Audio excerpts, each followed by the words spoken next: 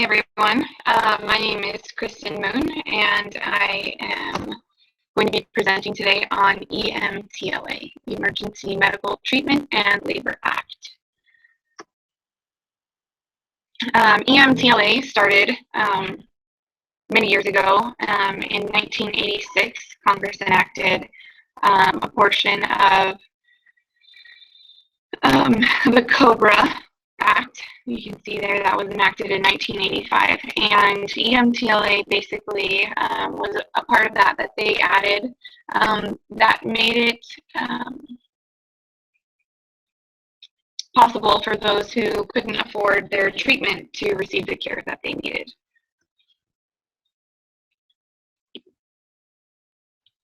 While it was brought into place in 1986, it wasn't fully enforced until much later. It was 2000 when Congress finally made more of an effort to start enforcing EMTLA.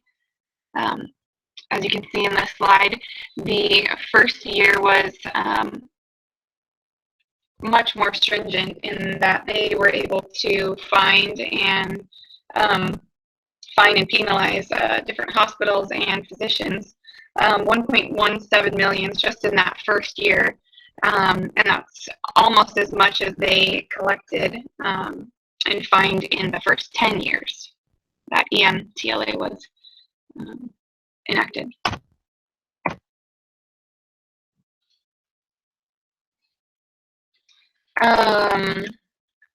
Here are the guidelines that need to be met for EMTLA and how they decide whether or not a patient is having an emergency situation and in need of care.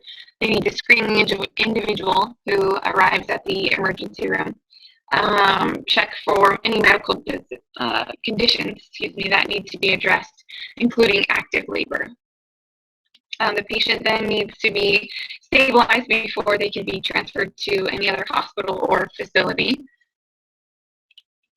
If the hospital is unable to provide the care that's needed, they are then responsible for the transfer to another facility that would be able to meet the needs of that patient.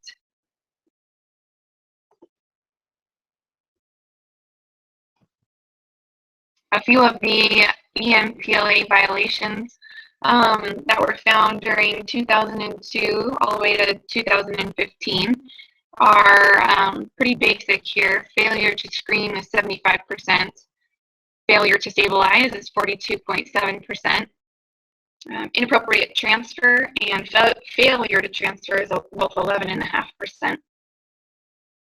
Failure to accept appropriate transfer, 13%. Patient turned away for health insurance or financial status, 15.6%. Violation involving patient and active labor, 6.8%. On-call refused to see patient, 6.3%. And patient inappropriately discharged is 14.6%. So this is just a fraction of the violations that they saw during this time frame. So what is an emergency based on the EMTLA standards? An emergency condition is basically considered anything that's life-threatening, anything that is going to cause bodily functions to not operate as they should. So any kind of impairment or dysfunction of different body systems need to be addressed before they can turn that patient away or send them home. This also includes pregnant women who are in active and ongoing labor.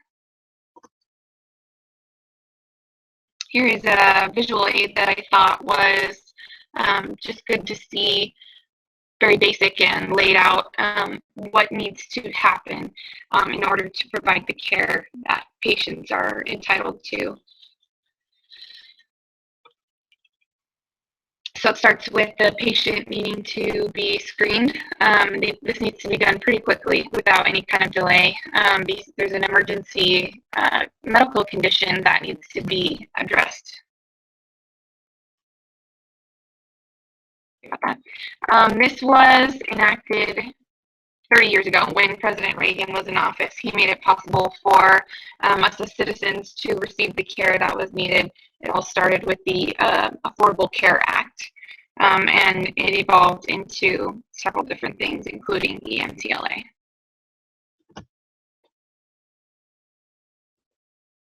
So the consequences for not following the EMTLA guidelines are pretty strict, and they can be pretty expensive if it's not followed. Hospitals can be penalized up to $50,000, also potential lawsuits, as well as losing their Medicare and Medicaid participation.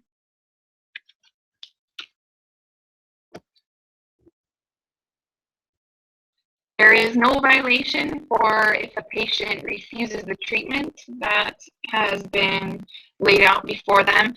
They need to sign a waiver saying that they are going to leave against medical advice, and that keeps the hospital from having any liability when they do leave if any other medical issues should arise.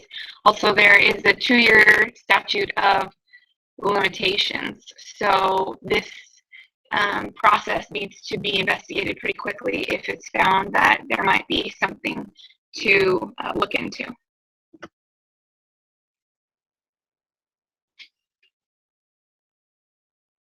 So the United States Department of Health and Human Services, or the OIG, and the Centers for Medicare and Medicaid Services, the CMS, are the departments that enforce EMTLA and make sure that the guidelines that have been laid out are being met.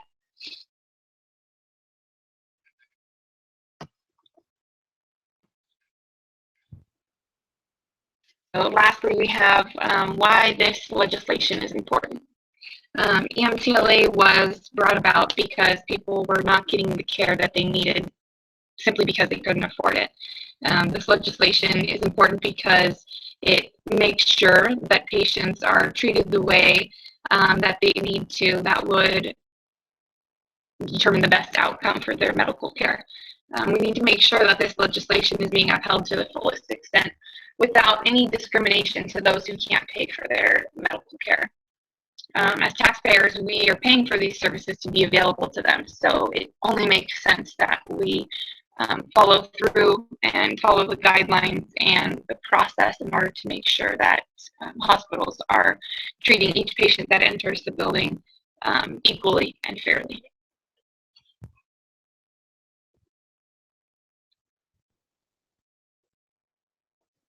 And then lastly, here are the references that I found all of this information on, and for the visual aids that I added.